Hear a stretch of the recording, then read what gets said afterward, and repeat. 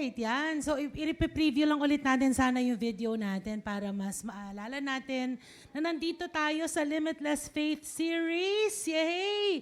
So, we're on our third foundation today. We have been discussing the tent, which represents the church, the mountain, which represents our faith. And ngayon naman po, ang third foundation, yung fish or ichthys. Sabihin nyo nga, ichthys. Sa iba naman, dapat social, ichthys. Yeah. Yung iba, ichthus. Pero yung mas common is ichthys. Ready na ba, maestro, ang ating video? Nag-load pa. Sige, dalawang video yung papakita ko sa inyo para makita nyo ano yung essence ng ichthys or ichthus. Diba? Parang fish da lang yan. Paliktarin nyo lang. Ichthys. Fish tapos da. Joke lang. Yun. So, para maalala nyo, sa habang loading pa. Okay? So, sinong na-appreciate na more yung logo natin, no? We want to give honor where honor is due to our Kuya Don at binigay sa kanya ng Holy Spirit itong download na ito at nag-obey siya at ngayon nakikita natin no, yung essence. At hindi lang basta-bastang wala lang na logo yan. Talagang anointed yung logo, no? And today, mas makikita nyo how anointed this logo is when we discuss it more, yung fish. Kasi parang, ba't may fish bigla? Parang, di ba, ano yun? Ba't may fish bigla? And we will understand more the essence. Ba't kailangan may fish? And hindi saling cut-cut yung fish dito. Talagang matindi pala. Saling cut-cut, no? Hindi saling cut-cut na character yung fish sa usapang Limitless Faith na logo. Kasi makikita natin kung gaano ka-powerful itong fish as our foundation. Itong ichthys. Sabihin niyo ulit, ichthys! Yun, di ba? And actually, when we started this logo, nung nagde-deliberate kami, one of the words that came up was, this logo is actually a conversation piece. Wow, matindi, no? Tipong pag suot-suot niyo yung shirt, yan. At may nakakita, ano yan? Taga saang church kayo? Babaliktad lang kayo. Limitless God Church, diba? Anong ibig sabihin ng logo, no? Ngayon, maiintindihan nyo na ikwento sa kanila. And it's not only basta-bastang kwento. Sabihin nyo, hindi to kwentong barbero. Diba? May essence yung kwento natin, no? Kasi yan ang pinaniniwalaan natin bilang church. No? And yan. So, eventually, itong conversation piece that came up during the deliberations birthed the video, which was, wow, it came to life. And wow, no, nakakabilib yung downloads din kay Josh sa part na yan. And before, we used to study the foundations of our faith. May book tayong ginagamit before, no, sa dati nating church. But this one is parang ang galing kasi nag-connect siya and mas madali siyang ma-explain for us now, no? And kinakwentuhan ko lang kayo kasi actually inaantay ko lang si Job. Ready na ba, Job? Yeah, pasensya na yung internet ata natin ngayon is, sariling data ni Job, nagdala siya dyan ng data niya. Okay. Yung data niya pang malakasan, mga thousand, terabytes, joke lang. Mbps ba? Ayan. Okay, go. Let's watch it again. Dalawang videos yan. Yung una muna, yung ating Limitless Faith. Go ahead. Ay, loading pa pala. Sorry na nga. Okay, sige. Itutuloy ko na muna yung aking sermon, okay? Sige, ikukwentuhan ko pa kayo. Next slide mo na, Job. Yan, yung ating And, sorry, meron palang sa ilalim, no? Nakalagay doon, the third foundation, i-back mo muna, Job. The third foundation of our faith at LGC is the name of Jesus as a key. Sabihin nyo nga, key. Susi. Susi siya for us to evangelize and disciple, no? Meaning, kung hindi natin dala-dala yung pangalan ni Jesus bilang key, we're not going to be able to disciple as effectively or evangelize as effectively. Hindi pwedeng pa-cute lang tayo or charisma lang natin, no? Face value or face card. Hindi yun enough. Kailangan talaga si Jesus yung dala-dala natin para magkaroon ng power. Sabihin niyo ulit, power! Yan, there is power in the name. Diba? Yan, mamaya, mapapakanta na ako dito. There is power. Actually, yung kinento ko sa inyo, nag-concert ako nung habang nandun ako sa operahan na ako. Alam nyo bang naka-ready na yung leg ko at yung preps, sinasanitize yung body bago operahan, no? Ready na lahat.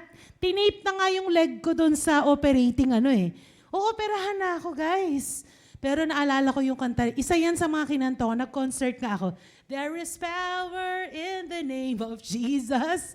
Talagang dinideclare ko may power. Tapos ulit, Jesus, Jesus, Jesus. Teka lang, Pastor Ray, baka malaglag ko tong, ayan. Okay. Hindi ako marunong pa mamaya. Ayan. Okay lang. Okay. So anyway, punta na tayo sa ating next slide. Ichthys. Yan.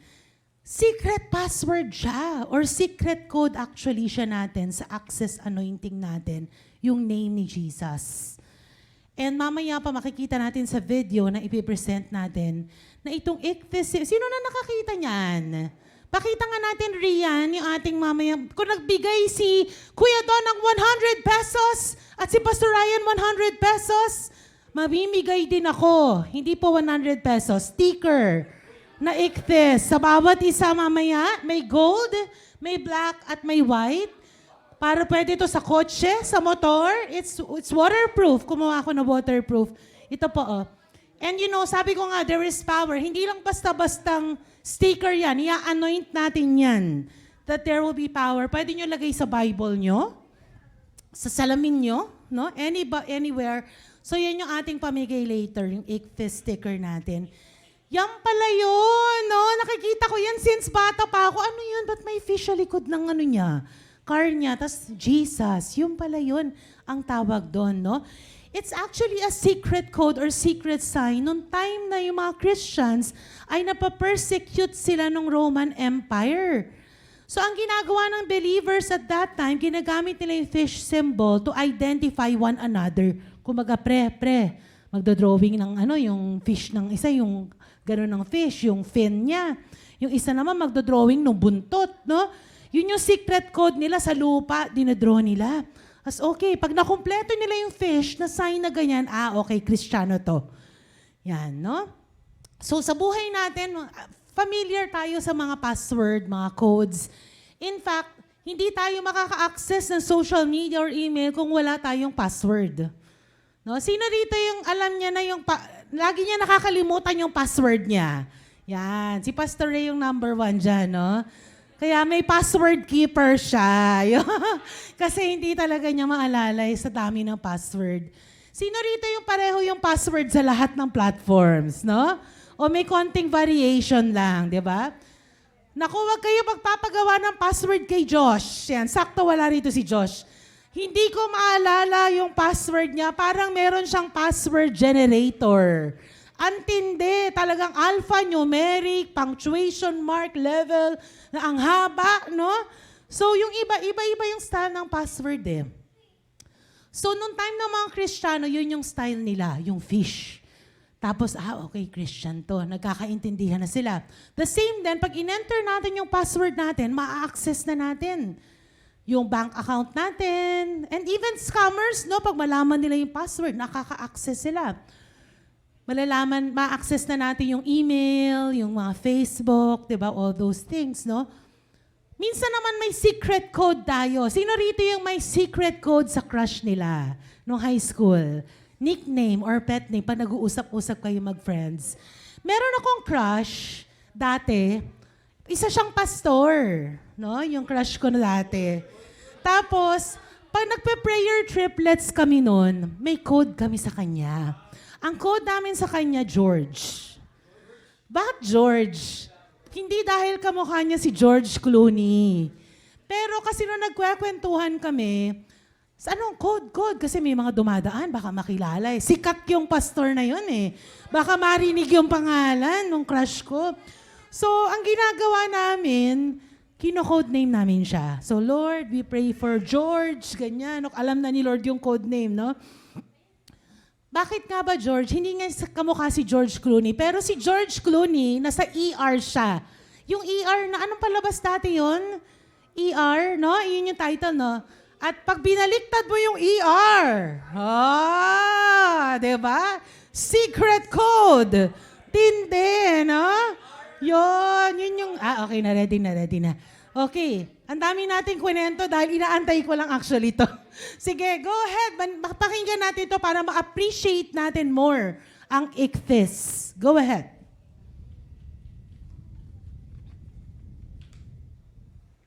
Ay, sorry, may audio. Sorry. Ulitin na lang ni Job yan. Ulit. Yan. Isa pa. Jesus, for Christos. Take two. Christ, this fish. You All see right. this fish. But do you know what it really means? It's not just a logo. It's one of the oldest symbols in Christianity. In Greek, the word for fish is ichthys, spelled ichthys. But each letter means something powerful. I for Jesus, Jesus, for Christos. Christ, the for Theo, of God. E for Hoyos, Son. S for Soter, Savior. Together, Jesus Christ, Son of God, Savior. Early Christians used the fish as a symbol of faith. Simple, bold, hidden in plain sight. They carved it into walls. They drew it in the sand. It was their secret code, but also their public truth. Not a decoration, a declaration, a quiet way to say, I follow Jesus. If this symbol still speaks to you, leave a heart emoji. Alright. Hindi nyo makaka-leave ng heart emoji. So, next slide. Meron pa ba tayo? Next video. Ilo-load mo ulit, no? Later na lang. Okay. So, ito siya, no, yung fish natin, no? Hindi mo makikita at plain sight, pero may fish dyan. So, pag nagkwento din sila, ba't may fish? Kasi ganito yan, ichthys, di ba? Ichthys. Ano yung ichthys? Hindi, nag-Greek, no? So, again, ano ulit yung Greek word ng ichthys? Ano yung ibig sabihin ng acronym na yon? Jesus Christ, Son of God, Savior. Diba? Next slide na tayo, Job. Ayan, sorry, napapanik na si Job doon. Ayun, ito. Jesus Christ, ulitin natin, Son of God, Savior. Pag pinagsama-sama mo yung mga Greek na letters or acronym. Diba? Ayan, naglo-load pa. Pinipicture nila. Ayan. May cute na fish dyan at saka may totoong fish. No? Dalawang fish yung nandyan. Okay, so pray na muna tayo. Next slide muna. We want to pray for this slide. Na next one yan. Sabi sa word. Sabi ni Jesus sa Matthew 4:19, Come, follow me, Jesus said, and I will send you out to fish for people. So pray muna tayo. Lord, maraming salamat, Lord, sa ganitong secret code or symbol na nakikita sa logo namin, which represents our limitless faith sa pangalan niyo, Jesus. Because there is power in your name. And Lord, kayo ang nag-command sa amin to fish for people. So today, Lord, may you, Holy Spirit, convict us to fish for people and not only be mere attendees of this church, but Lord, go out of the four walls and fish for people in Jesus' name. Amen. So, thank you, Lord. Next slide kasi, we are called. Ay, ito ba? Ready na pala. Ito na, i-review ulit natin ha. Abangan nyo yung fish. Go ahead, Job.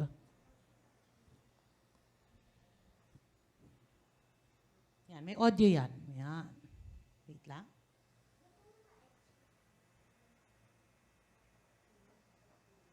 Sorry. Yan. Okay, abangan natin si fish.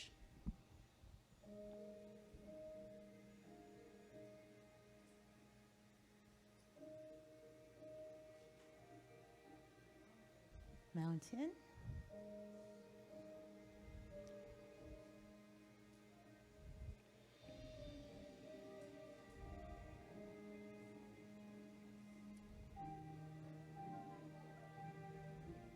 Ten.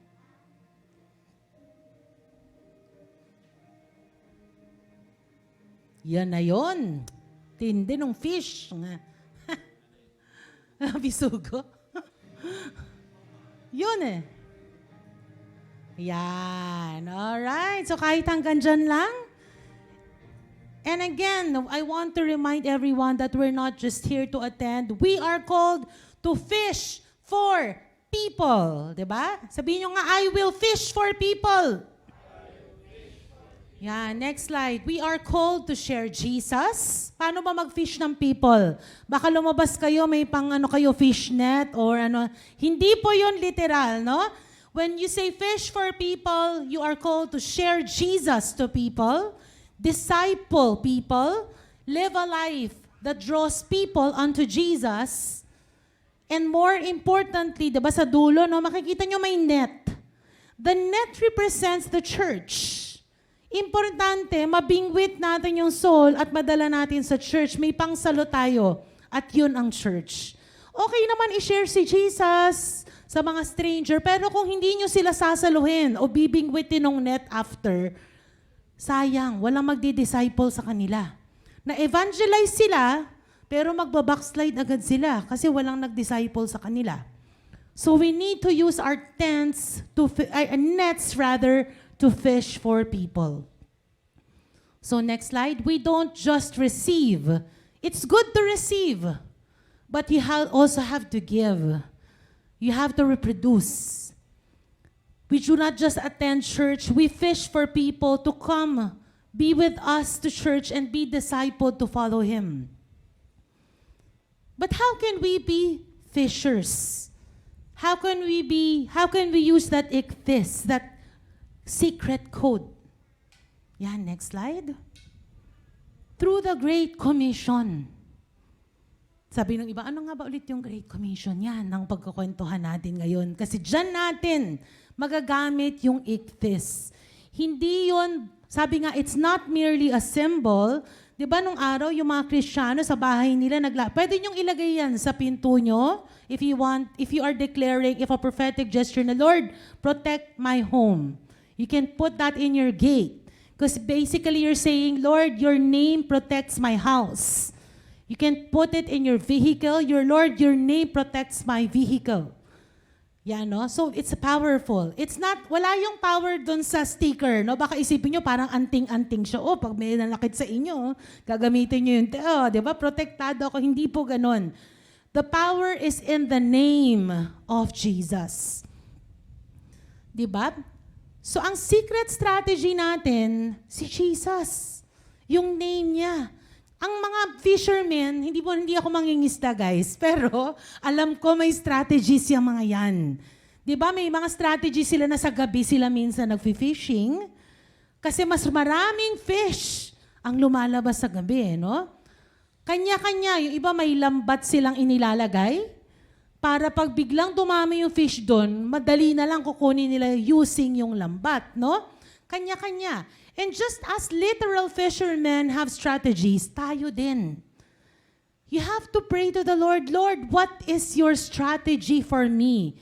It's okay. Pastor Ray has a strategy. I have a strategy. It's okay to use the same, but usually si Lord may sarili yang strategy para sa inyo. Kaya minsan nagkakaproblema sa body of Christ, nagkakagayahan, no? Gaya-gaya ng strategy, gaya-gaya ng mga nag-aagawan ng fish. No, imbis na may sarili kang fish, aagawin mo yung fish ng iba, nag-aagawan, nag-aaway-away tuloy.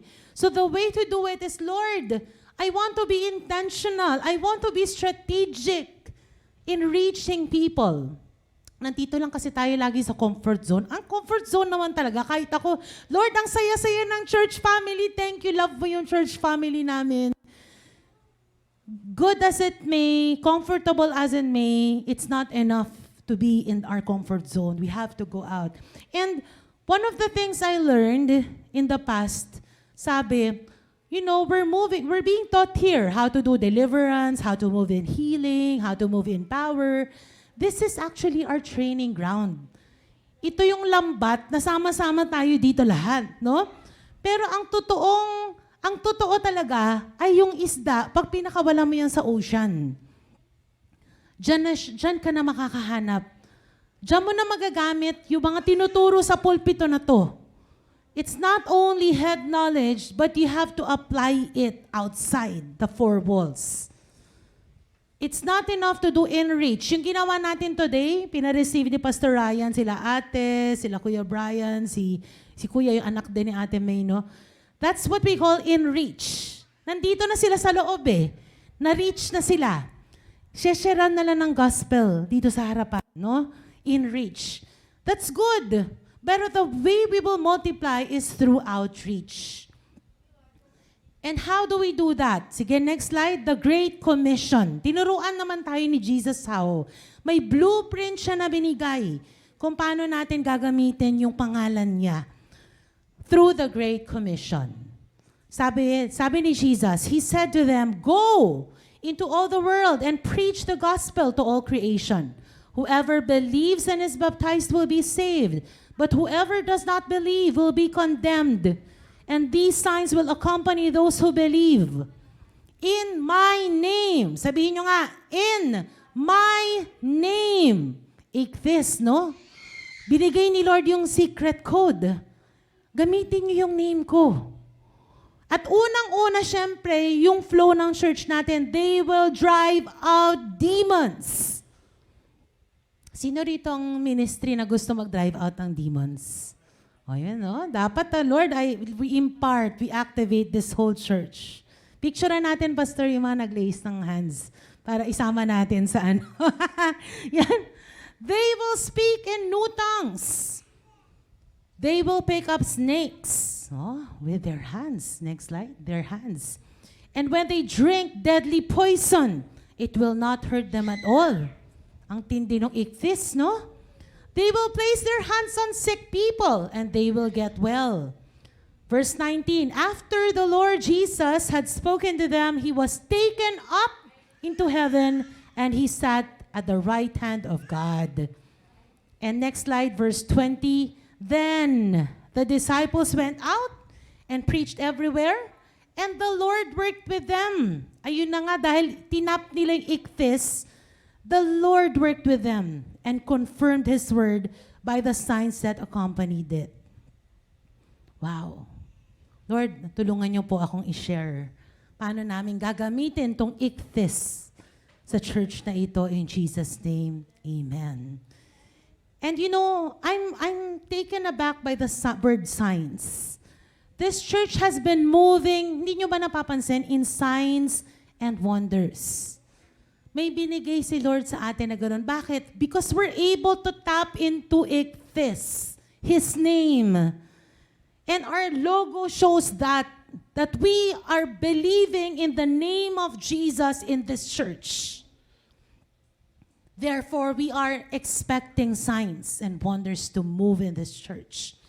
And you know, I've noticed in LGC Pampanga, what they have, hello to Pastor Eileen watching right now, their anointing is gold dust, which represents the presence of God in that place. And true enough, grabe din po ang ministry ni Pastora Eileen, no? Doon lang ako nakakita, yung sa Book of Job, yung nai-imagine kong itsura ni Job sa Book of Job, nakita ni Pastor Ray. Yung may, di ba sabi rin sa Book of Job, may mga boils siya. Sa ibang version ata ay leprosy or parang skin, ano tawag doon? Ketong, no? Ketong. And si Pastor Ray, when he went to LGC Pampanga, he ministered to a man na actually may gano'n, no? Modern day ketong, ang sabi daw ng doctor, ang meron siya. Meron na pala, no? Nag-mutate na. Yung lumang ketong, naging bagong ketong na siya, no? But praise God, we're just laughing now, but we say, ha-ha, to the enemy. No? Kasi napag-pray na natin siya. And here in LGC, in Antipolo, our home church, signs and wonders happen when we worship. I don't know about you, but we just yung presence ng Holy Spirit, we just usher it so well by the grace of God, na pagdating mo dito, kahit ano pang kalalim ang pinagdadaanan mo, when you just bask in the presence of God through worship, talagang makakalaya ka, mako-comfort ka, ma-encourage ka. And that is the access anointing that we have through ikthis. Yan, next slide. Access anointing. Yan ang ating talagang pag-uusapan today. Sabihin nyo nga, access anointing. Ayan. When you say anointing, it means simply Holy Spirit power. Kasi sabi, ano nga ba yung anointing? Let's say may nakilala kayo, ay ano nga ba yun? Mag-google ka pa ganun. Tandaan nyo na lang, Holy Spirit power ang anointing. And because of ichthys, we can access a lot of things because of ichthys. One of the things that we can access, number one, yan, point number one na tayo, next slide, is access to evangelism. Number one, yan, access to evangelism. Sabi ni Jesus, go into all the world and preach the gospel to all creation. Hindi niya sinabing, go to your church. Sinabi niya, go into all the world and preach the gospel to all creation. Hindi yung ano lang, mga yayamanin, lahat, regardless of social status, you have to preach the gospel. You know what? I was checking my dream journal one day. I dreamt that there was a billionaire that came to our church. Billionaire. Ay, nagre-ready na si Vince. Baka daw siya pala yun. Yan, di ba? So, you know, we can access these things in the name of Jesus. And actually, na-access na natin yun. Not here in this church, but outside the four walls. There was a time, there was a billionaire. She was so desperate to be delivered because her husband nag-adultery sa kanya. And mind you, this woman is a billionaire. She owns mga 6-star hotel, hindi lang 5-star in the Philippines. And we were so humbled, Pastor Ray and I, because she went to Robinson's Homes to pick us up. Wala pa nun si Tangke, no? Wala pa si Tangke nun.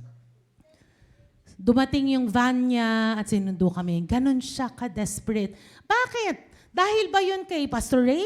Dahil ba yun Ella? Dahil ba connected kay Ella? Hindi. Dahil kay ichthys, kay Jesus. That woman knows that the Jesus that we worship is going to be able to minister to her because she's hurting. She wants her husband back. And that is number one, access to evangelism.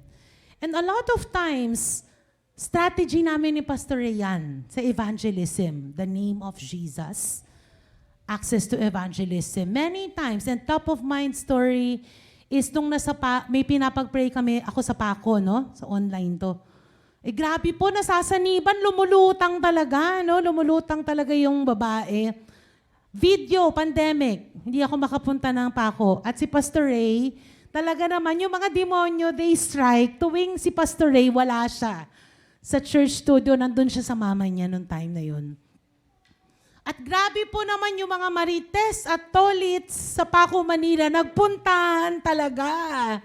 At talagang lahat sila, wow, no? Kasi lumulutang, parang horror movie, no? Grabe, no? But sabi ko, wow, this is a strategy. Sabi, di ba, remember, we have to be strategic.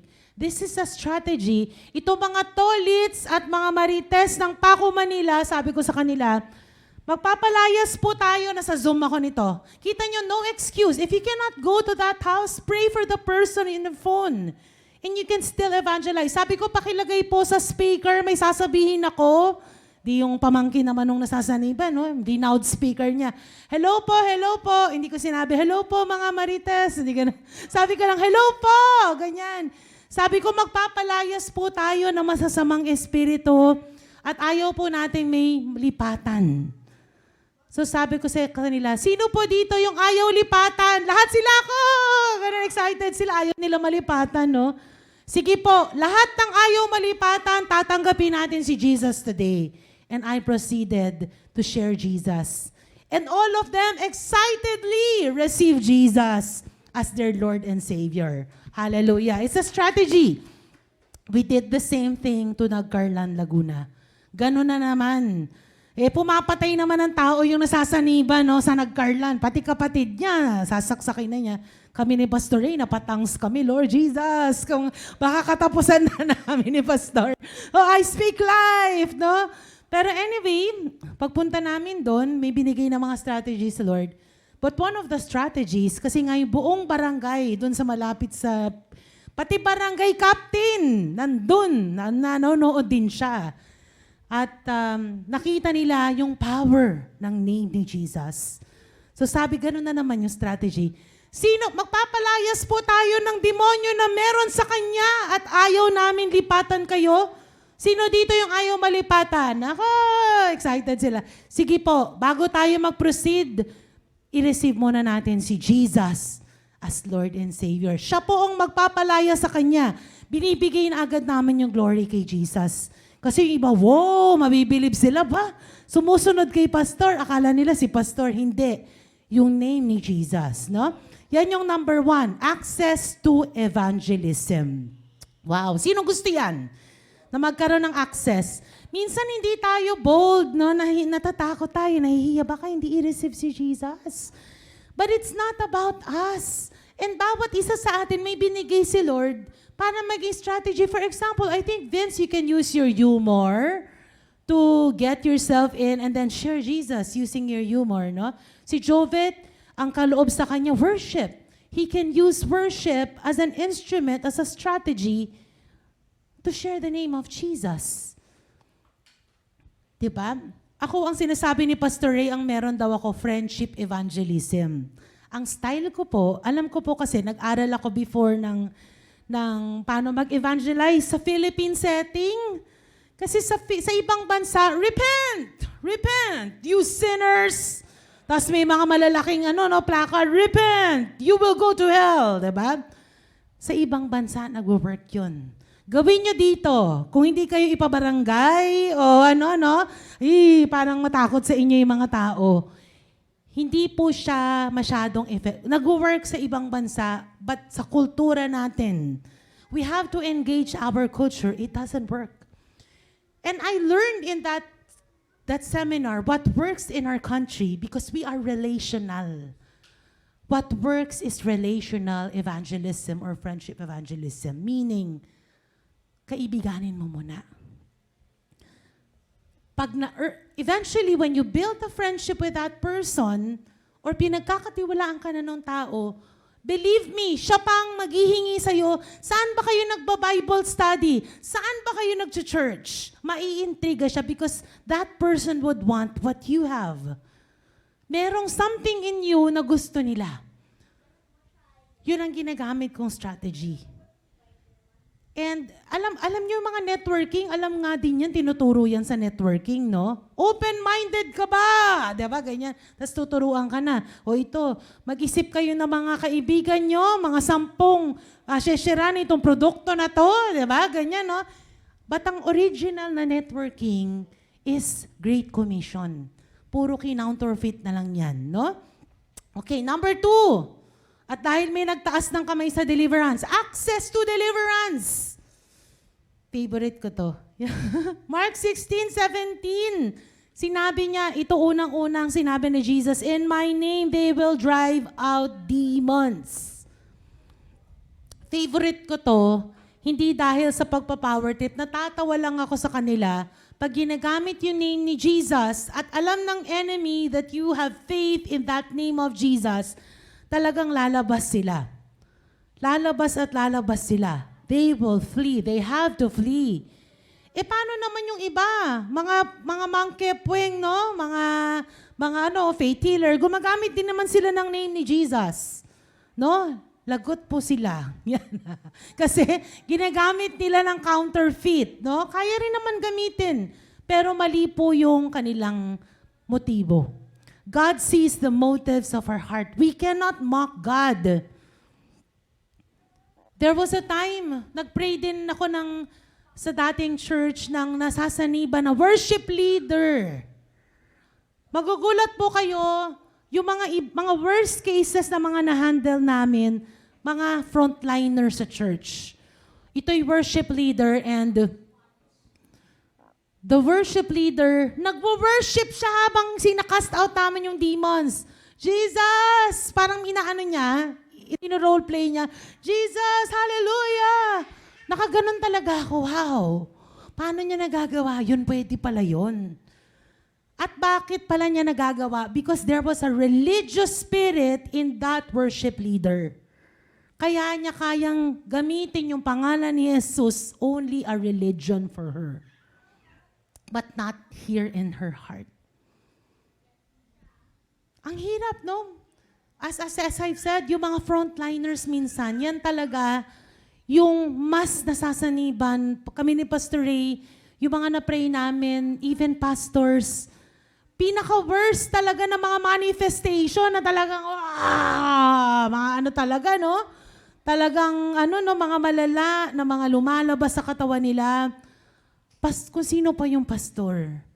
At nakakaawa din, no? I feel the mercy and grace of God is upon these frontliners, worship leaders, pastors, that they're able to still minister on the pulpit with all those compromises and sins na pinapamuhay nila ng ilang taon.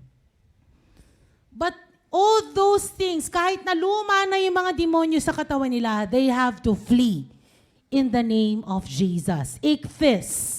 Jesus, the name above all names. And every knee must bow. Every knee ng demonyo must bow in His name. Number 3, access. Access to spiritual gifts. Yan, favorite natin to eh. Wow, sa mga gifts, favorite.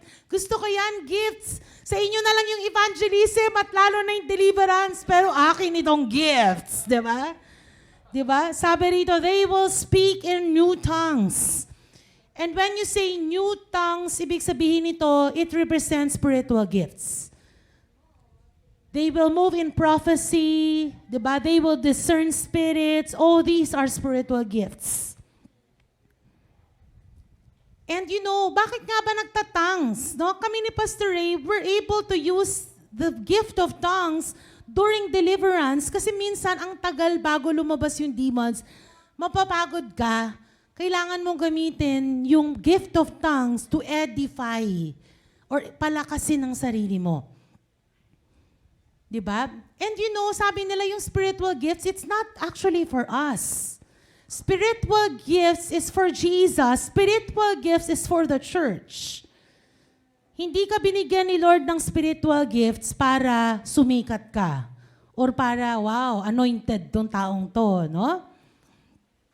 To help us evangelize. Alam ni Lord Jesus, kaya huling habilin niya to sa Great Commission, alam niya, kakailanganin natin tong spiritual gifts. Powerful yung name ni Jesus, pero mas magiging potent, mas magiging strategic at magkakaroon ng power yung name niya if we use the gifts that He has given us. We use in deliverance, we use prophecy or the gift of prophecy. And sometimes, you know, hindi sila nade-deliverance. Sa deliverance, nade-deliverance sila pa nag-prophesy na kami ni Pastor Ray. Diba? Ang galing kasi binigay ni Lord na gift yan. Discerning of spirits is another gift. And you know, it's difficult to move in deliverance if you do not use the gift of discerning of spirits. Para kang sundalo na, baril, baril, baril, baril. Hindi mo alam sino binabaril mo. But when you have the gift of discerning of spirits, magiging sharpshooter ka. Okay, alam ko tong demonyo na to. Jezebel, Leviathan, mapapangalanan mo pa. Kasi nadi-discern mo kung sino siya. Unfortunately, meron din mga counterfeit tongues, which is incantation. We've experienced that. Magtatongues yung dinideliverance namin, pinapatigil namin. Excuse me po, wag po muna kayo mag-pray in tongues. Naririnig namin para siyang witchcraft incantation. Kinokontra yung mga sinasabi namin through incantation. At minsan ayaw tumigil, itikom yung bibig na yan in Jesus' name. Tapos titigil na. Gaganoon pa yung iba. Diba?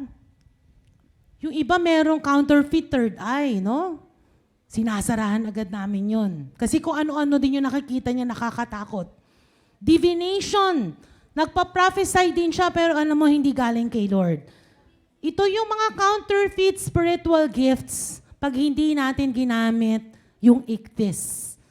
Sadly, they also use the name of Jesus, but it's a counterfeit kind. It's for their own gain. Para kumita ng pera. No? Yung iba may donation box pa doon sa yung mga faith healer, no? Hindi naman kami naniningil, pero may donation box doon sa no? Or kung ano-ano pa mga strategy. May strategy din sila. Kaya kung may strategy sila, mas lalo tayo. May divine strategies dapat tayo. Yung iba naman, ginagamitan ng divination, no? No, nakikita ko, mamamatay ka sa makalawa, no? Nakakatakot. Imbis na mabuhay ka, papatayin ka na, no? Nag-divination ang tawag doon, hindi prophecy yun. But in the name of Jesus, we have access to spiritual gifts, the real kind of spiritual gifts. Who wants mga spiritual gifts? Yan, mamaya mag-activate tayo niyan. Naku, exciting. Number 4, malapit tayo matapos. Access to protection. Sinabi dito, they will pick up snakes. Sino ditong matapang? Magpipick up ng snakes. Yan, hindi po ako yon. Yan, joke lang. At lalo na ang daga.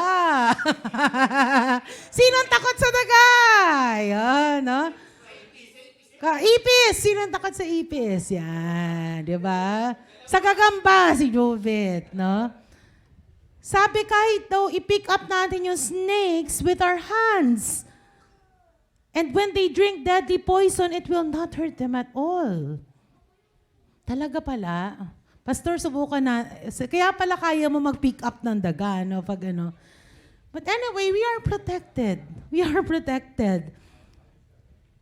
Thank you, Jesus. We are protected. And that's one of the things that Ichthys is able to do. The name of Jesus. We have protection. Sometimes in our dreams, sino ritong binabangungot minsan, no? Lahat naman siguro ng tao nagkaka-bad dreams once in a while. Kahit na minsan once a year, no? Biglang, may parang bad dream. Bakit kaya nagkaka-bad dream? Kristiyano na ako eh. Ba't kaya may bad dream pa rin ako? Kasi yung mga demonyo, 24/7 yan nakaabang sa atin. At pag hindi kanila ma-attack, pagising ka, pagtulog ka, nandyan sila. Kaya we have to be alert. Alerto 24. Kahit tulog, we need to pray. We need to, even in our sleep, we can pray. Even in our sleep, we can use the name of Jesus. We've seen that time and time again, may mga stories na binabangungot. At pag ginamit nila sinasabi namin, yung mga nagkakaroon ng gift of, spirit of night terrors or nightmare, gamitin mo yung pangalan ni Jesus. So sila, hindi nila kaya, subukan nyo.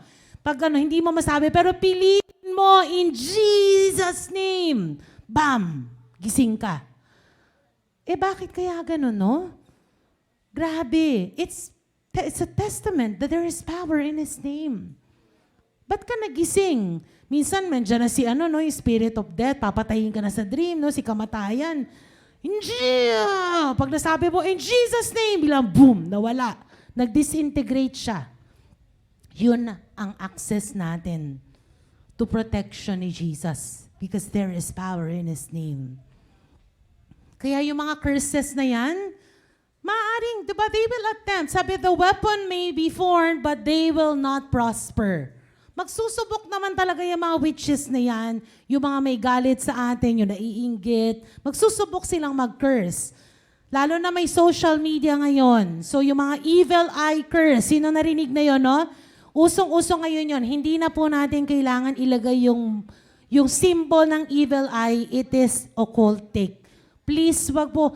Nakakalungkot pag may taga-LGC tapos may evil eye sa kanyang profile. Hindi po tayo naniniwala na kailangan natin gamitan ng agimat. Pangalan lang ni Jesus, yung Ichthys na lang yung ilagay nyo kung gusto nyo. Mas matindi pa yon, no? Mas matindi yon. Wala ang dream catcher daw. Huwag din maglalagay ng dream catcher. Okay? Ibig sabihin, sa point number 4, si Jesus lang ang ultimate protection natin, and it is in His name. Finally, number 5, the last access anointing that we have is the access to healing. Access to healing. Sabi rito, in Mark 16:18, they will place their hands on sick people and they will get well. Wow, ganun pala yun. Kaya pala pag nilay hands, when you have access and you use the name of Jesus, kumagaling yung tao. Pastora, hindi naman po gumaling, pinag-pray ko eh. Yun yung faith mo. Diba? It's not about you. Si Jesus yung magpapagaling. Ayoko na lang mag-pray kasi hindi naman gumagaling. Meron akong kilalang pastor before, lahat daw ng pinag-pray niya namamatay. Ayaw na daw niya mag-pray kasi namamatay. Minsan ganon, no?